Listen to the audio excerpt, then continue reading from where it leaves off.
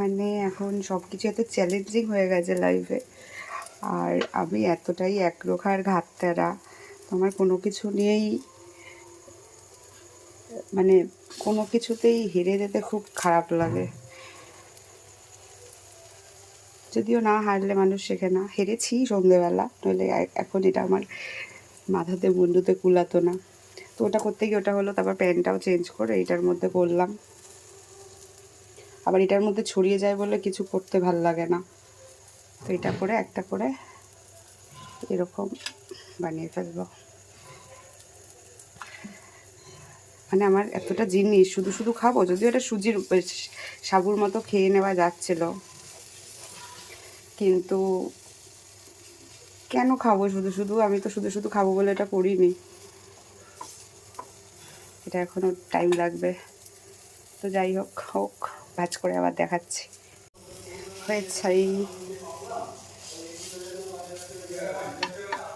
Pancake করতে গিয়ে পাটি সাপটা করে ফেলেছি, কি করা যাবে, আর কিছুই করার নেই, এটাই খেতে হবে এখন।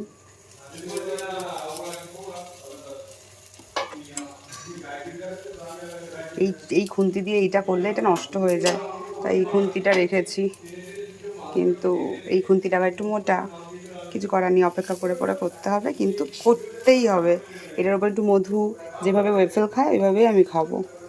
মধু দেবো, আইদার চকলেট সিরাপ আছে একটু, ওটা দেবো, কিন্তু আমি এইভাবেই খাবো। এটাতে যদিও কলাটা দিইনি,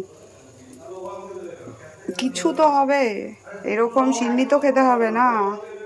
অবশেষে এরকম হয়েছে, অ্যাটলিস্ট তখনটার মতো হয়নি। দেখা যাক, এটাই খেয়ে কাটাবো, আর কি করব। চলে আসছে উঠে, এটা নাও, খোলো খাও, তুমি ভাই একমাত্র পাবলিক। আমি জানি আমি যত ভাই বিচ্ছিরি করি না কেন, তুমি না করবো না, খেয়ে নেবে, কিন্তু বাজে হয়েছে, আমাকে একটু দাও। হ্যাঁ, মিথ্যে কথা বলবি না, একদম সত্যি করে বলো। টেস্টটা ভালো, মানে ভিতরের ইনগ্রিডিয়েন্টসগুলো ভালো আছে, কিন্তু এটা এক জিনিস বানাতে গিয়ে আরেক জিনিস হয়ে গেছে গো। কলা আছে না? আম আছে, কলা আছে।